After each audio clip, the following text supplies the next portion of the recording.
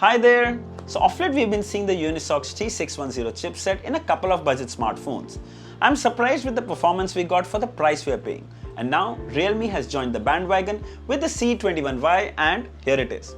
Now it has a lot of things that I'm very excited about. Almost stock Android 11 experience, huge 5000 mAh battery and a 6.52-inch display.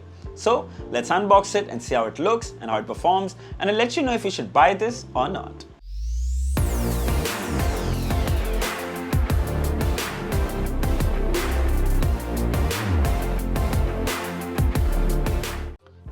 So here is the retail packaging of the C21Y. You can see the Realme branding right here.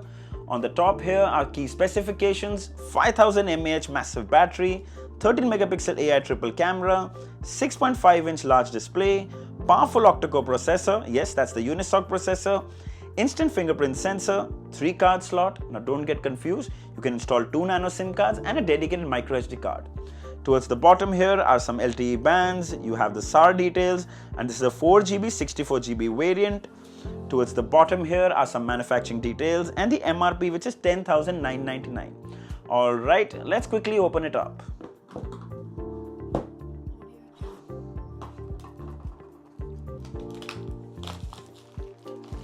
That's always satisfying. Alright, we are in. Let's open it up. So right on the top, let's see. So we can see the SIM ejector pin, Dare to Leap. And that's just lots of paperwork. There's no cover, which is really sad. Then you have the phone itself. Looks nice and big.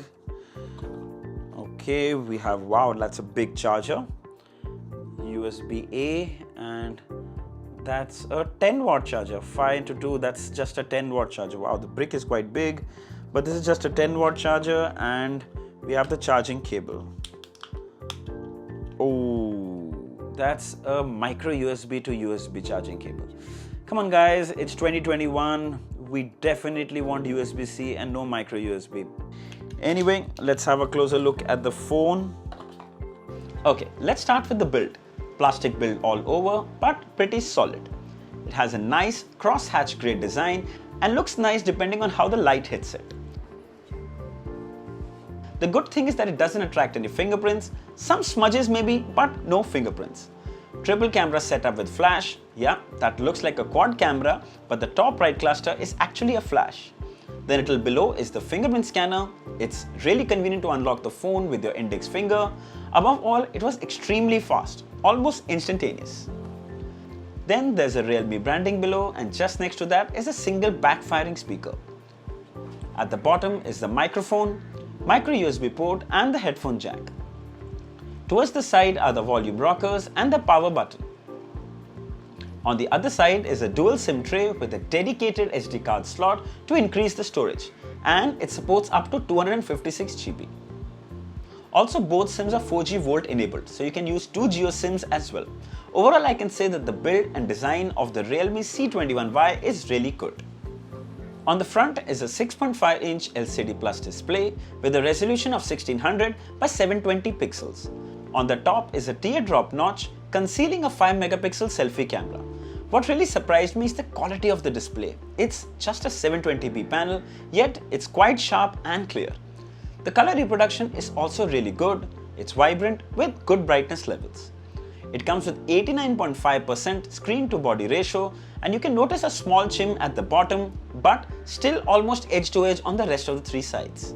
Coming to the OS, so it comes with almost stock Android experience running the Android 11 out of the box. It's mostly clean.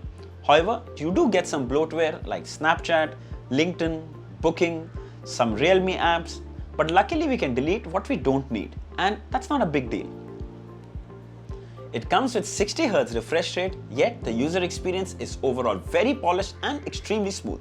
It actually feels like a 90Hz display. Buttery smooth, I'd say. Then it comes with the Android Play Store, from where you can download all your favorite apps and games, Instagram, Facebook, WhatsApp, BGMI, you name it and you have it here. Okay, coming to the performance. So firstly, the new Unisoc T610 chipset completely blew me away with its performance. Now, I'm actually not a person who's obsessed with benchmarks. I always believe a person who actually buys a phone to use it never runs those benchmarks. But here, even I couldn't resist. Here is the AnTuTu benchmark score and it's got over 1,95,000. It's amazing for a phone in this price segment. Now, Realme claims this is the Unisoc T610 chipset and I have no doubts on that. But there's nowhere where I could find that it's mentioned. In the AnTuTu, it says ARM Octa, so does in the Geekbench 5 and even in the CPU Z, which is a little confusing. But then the AnTuTu score of 1,95,000 and the CPU architecture shows 2 ARM Cortex of A75 and 6 ARM Cortex of A55 with Malice G52 GPU. They are all enough to prove that it's actually running the Unisoc T610 chipset. I'm guessing probably because the phone was launched before the Unisoc T610 was launched, hence the name isn't mentioned even on the box.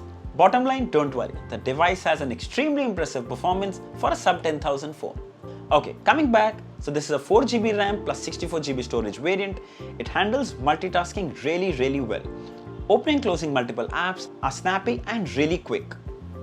Also tested gaming, and when it comes to gaming, what better than Battleground Mobile? And the performance was far better than my expectations. I set the graphics settings to HD and high and I was easily getting 40 to 45 FPS without any lag or drop frames. Yes, it did get warm, but the performance didn't see any degrade. I can easily recommend this phone to casual gamers who are on a budget. Don't expect the highest graphic, but it's still pretty much playable.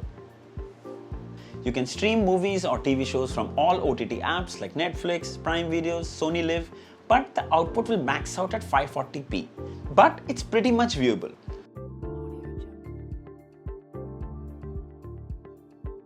The good thing is that YouTube can stream at full HD without any problem. Can't ask for more, can you? The speakers actually sound decent and also get loud enough, but the only problem is their placement. You might accidentally cover it while holding the phone and speaking over the speakerphone. On the flip side, it gets really loud when it's placed on the table when you're listening to music. It comes with a huge 5000 mAh battery, and thanks to that HD Plus display which consumes lesser power, the battery would easily last 2 days. But the drawback is that with 10-watt charger, it takes almost 3 hours to charge. Come on guys, this is a 5000 mAh battery with a 10-watt charger. At least 18 or 15 watts should have been given. Talking about the camera, so here are some shots taken from the 13 megapixel lens. Pretty good, decent dynamic range, they're clear and crisp during the day.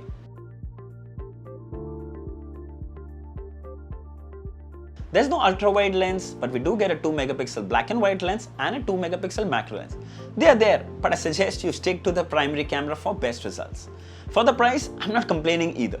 Here are some pictures taken with the 5 megapixel selfie camera, wide and bright enough.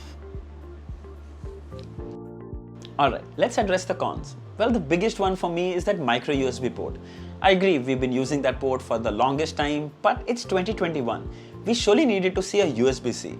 I'm guessing that since their phone charged with only 10-watt charging, they chose to stick to that, but still, maybe I'm nitpicking. For most budget buyers, it might not even matter too much. Also, I would have appreciated if Realme provided a case along with the phone. These are small things that matter. So the Realme C21Y is a low-end budget smartphone with pretty good performance. Apps run just fine and it's also pretty decent for gaming. We don't have the price at the time of making this video, but expect it to be around 8 or 9,000, and that would be a really good pricing considering it's a Realme device, so we don't have to worry about warranty and after sales. Also, this is going to be available in 2 variants, 3GB RAM and 32GB storage, 4GB RAM and 64GB storage. 2 colors, black and blue. I'll share the price and availability details and the buying links below in the description. If you'd like to buy one, you should definitely check it out. So I hope this video was helpful. If there are any questions, feedback or complaints, mention it down in the comments. All are welcome. Don't forget to like, share and subscribe. Until next time, cheers.